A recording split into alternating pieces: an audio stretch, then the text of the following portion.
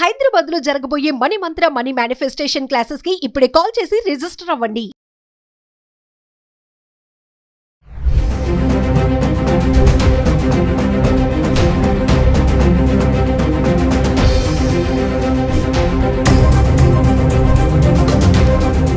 Hello viewers, welcome back to our channel. ప్రస్తుతం మనతో పాటు ఉన్నారు analyst and TEDx speaker, legendary award winner in real estate doctor Nandi Rameshwar Rao గారు.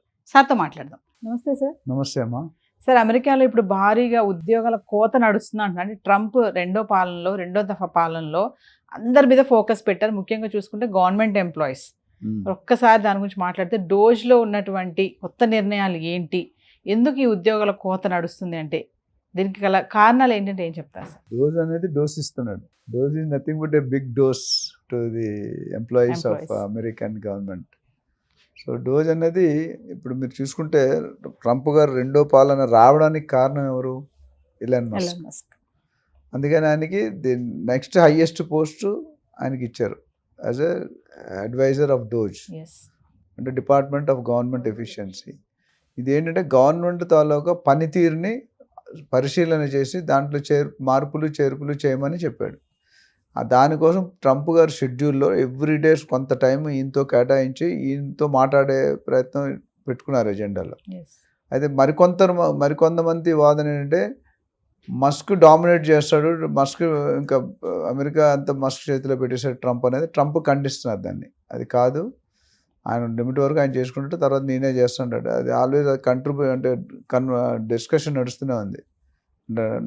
ఒప్పుకోవట్లేదు, ఈయన ఎలాగంటాడు ఆయన ఎలాగంటాడు.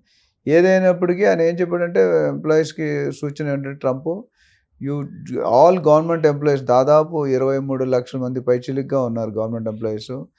మన గవర్నమెంట్ ఎంప్లాయీస్ చూసి ఎక్కడ అవసరం లేదు, వేరే అన్నెసరీ ఖర్చులు చేయొద్దు అన్నాడు. వాళ్ళు టార్గెట్ ఏంటంటే ఇవన్నీ కోతలు విధిస్తే $1 trillion US, అంటే 1,00,000 కోట్లు ఏడాదికి సేవ్ చేయాలి ఈ రూపంలో అనేది ఒక పాయింట్ అర్థమవుతుంది. సో 23 లక్షలు ఎంతమంది తీసేస్తారు అనేది వీఆర్ వెయిటింగ్ అండ్ అంచెలంచెలుగా ఫేజ్ వైజ్ తీసేస్తాడు. అయితే వీళ్ళకి వెళ్ళిపోవడానికి ఇప్పుడు ఎవరికైనా ఆశ ఉంటుంది. గవర్నమెంట్ జాబ్ వదులుకోవడం అంత ఈజీ కాదు. మనకి ఇక్కడ మార్కెట్లో HMD, IDPL ఇలాంటి కొన్ని కంపెనీలు ఉన్నాయి. అవన్నీ కూడా VRS అంట, వాలంటరీ రిటైర్మెంట్ స్కీమ్. అట్లా అక్కడ కూడా బైఅవుట్ అనే స్కీమ్ పెట్టారు. బైఅవుట్ అంటే నేను ఉన్న పలంగా నేను కొనేస్తాను, నాకు ఇచ్చేసే వదిలేసి వెళ్ళిపోను అంటున్నారు. అంటే ఇప్పుడు సపోజ్ ఒక మనిషికి 10 లక్షలు జీతం అనుకోండి, 80 లక్షలు నీకు ఆన్ స్పాట్ ఇస్తా, వెళ్ళిపో, జాబ్ రిజైన్ చేయకపోతే నేను తీసేస్తా. రెండు పక్కల wife is a double edge knife అని చెప్పావు కదా, రెండు పక్కల కత్తి పెట్టాడు. ఉంటే తీసేస్తాం, నీ అంతా వెళ్ళిపోతే నీ కెరీర్ బాగుంటుంది. జనాలు ఏది చూసి చేసుకుంటే ఆల్రెడీ కొంతమంది ఆప్ట్ చేస్తున్నారు, ప్రాసెస్ నడుస్తుంది. ఓవరాల్గా చూసుకుంటే is going to become a troublesome. మనకే కాదు, మొన్నటి వరకు ప్రైవేట్ జాబులు కోత పెట్టాడు, గవర్నమెంట్ జాబులు కూడా కోత పెట్టాడు. అంటే అది టూ హెక్టిక్, మరి టూ ఎక్స్ట్రీమ్ వెళ్ళిపోయాడు. ఎందుకంటే గవర్నమెంట్ జాబులు అన్ని సెటిల్ చేసుకొని ఇల్లు కొనుక్కొని వాళ్ళు తీసేస్తే వాళ్ళు ఎలా బతుకుతారు? అంటే అందులో NRIs ఉండొచ్చు అంటారా సార్? NRIs కూడా ఉన్నారు. మా ఓన్ బెరదనిలో గవర్నమెంట్ జాబ్లో ఉన్నాడు. ఆయన BE మెకానికల్ చేసి ఆటో కట్ చేసి ఇరిగేషన్ దాంట్లో కన్సల్టెంట్ ఉంటాడు. అండ్ అమెరికన్ గవర్నమెంట్ జాబ్లో అబ్జార్బ్ అయిపోయాడు. ఎందుకంటే గవర్నమెంట్ జాబ్ అంటే ఖచ్చితంగా అక్కడ సెటిల్ అయిపోయి ఉంటారు వాళ్ళు. 20 సంవత్సరాల పైన అయిపోయింది. అని ఇల్లు కొనుక్కున్నాడు, అన్ని కట్టుకొని ఉన్నాడు. సో అది టఫే అది. అంటే ఇండియా వాళ్ళు కూడా కొంతమంది ఉన్నారండి గవర్నమెంట్, అమెరికాలోనే కాదు ప్రైవేట్లో ఎక్కువ ఉన్నారు. బట్ అమెరికా గవర్నమెంట్లో కూడా చాలా మంది, నాకు తెలిసి 5-10 మంది ఉన్నారు. మా ఓన్ క్లాస్మేట్స్ కానీ, నా ఫ్రెండ్స్ కానీ, మా కొలీగ్స్ కానీ చూసుకుంటే. అంటే గవర్నమెంట్ పోస్ట్లో ఉన్న వాళ్ళని తీయడానికి గల మెయిన్ రీజన్ ఏంటి సార్? అంటే గవర్నమెంట్ ఎప్పుడు కూడా సన్నీలా ట్రీట్మెంట్ ఉంటుందండి. ఇప్పుడు మీరు కొన్ని గవర్నమెంట్ కంపెనీ, సెంట్రల్ గవర్నమెంట్ ఏ జాబులు అయినా, స్టేట్ గవర్నమెంట్ అయినా బేసికల్లీ అల్లు ట్రీట్మెంట్ అంటే అన్ని లగ్జరీలు ఉంటాయి. ఇప్పుడు టాటా ఉందనుకోండి, private company, but still company retire అయ్యి మా తెలిసిన తాతగారు ఉన్నారు, 88 years ఇప్పటికీ టాటా సపోర్ట్ ఉంది. హాస్పిటల్ అన్నింటిలో ఫ్రీ ఆయనకి ఇప్పటికీ. సో నేను ఏంటంటే ఇక్కడ పెద్ద కంపెనీలు ఏమన్నా గవర్నమెంట్ అంటే హై శాలరీస్ ఉంటాయి గవర్నమెంట్. ఇప్పుడు మనకి తెలుసు కదా, ప్రైవేట్లో ఒక యాంకర్కి ₹1,00,000 ఇస్తే గవర్నమెంట్లో 2 లక్షలు ఉంటుంది మినిమం. ఇదే అది అంతే అఫోర్డబిలిటీ కాదు. ఎక్కువ పోస్టులు ఉండవు, ప్రైవేట్లో ఎక్కువ ఉంటే కాంపిటీషన్ ఉంటుంది. అక్కడ కాంపిటీషన్ కూడా ఒకసారి ఏంటంటే ఇంకా మళ్ళీ రిటైర్, ఎయిర్ హోస్టెస్ కానీ ఎయిర్ ఇండియాలో ఎక్కువ ఉంటాయి, ప్రైవేట్ జెట్స్లో అంత ఉండదు. ఇక్కడ కూడా గవర్నమెంట్ జాబ్ అంటే వాళ్ళకి భారం తగ్గాలి, ఏది ఫైనాన్స్ ఇంప్లికేషన్ తగ్గాలి, ఇంపాక్ట్ అనేది ఖర్చులు. అంటే అన్నెసెసరీ ఖర్చులు, అన్నెసరీ టూరింగ్లు, అన్నెసరీ ట్రావెలింగ్, పార్టీలు ఇవన్నీ ఉంటాయి కదా. ఇవన్నీ ఒకసారి పార్టీ అంటే అక్కడ వేల డాలర్లు అవుతుంది. 100-200 ఇప్పుడు మనం పార్టీకి వెళ్తే ₹1,00,000 ఈజీ ఖర్చు ఉంటుంది. అక్కడ రూపాయి అంటే అక్కడ $1,00,000. అలాంటిది $1 trillion సేవ్ చేయాలని ఆయన ఏమంతా వెళ్తున్నారు ఇయర్కి. సో 1,00,000 crores అంటే ఎంత పెద్ద అమౌంట్ అది.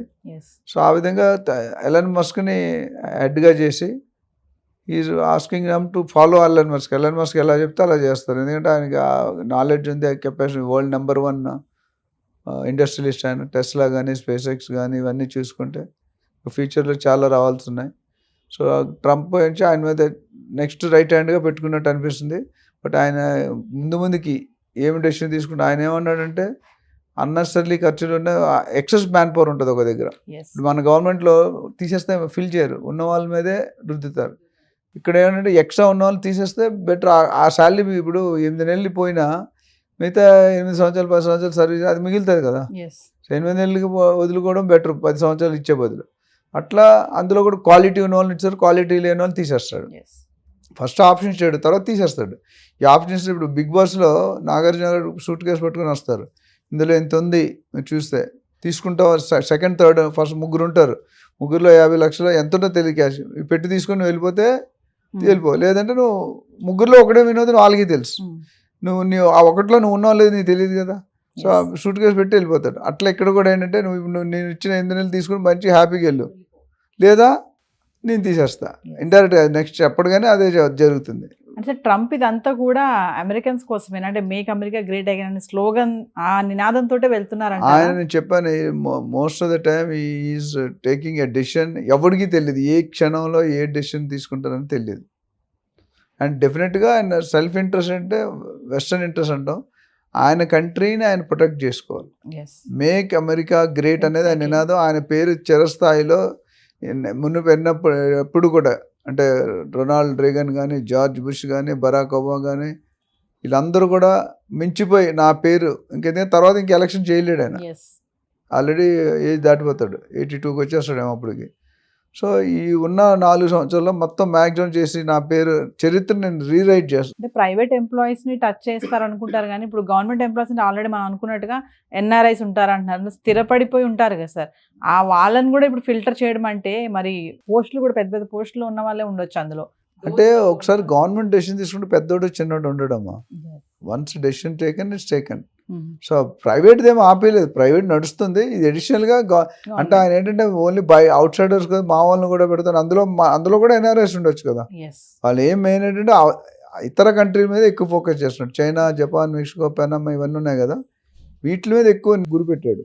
సో వాళ్ళు తీసేస్తే ఇప్పుడు సంవత్సరానికి 1,00,000 కోట్లు అంటే నాట్ ఏ జోక్. అంత మిగులుతుంది, ప్రతి సంవత్సరం 1,00,000 కోట్లు మిగులుతుంది. సో దానికి అనుకూలంగానే వాళ్ళు సన్నాహాలు చేస్తున్నారు, ప్రణాళిక వేశారు.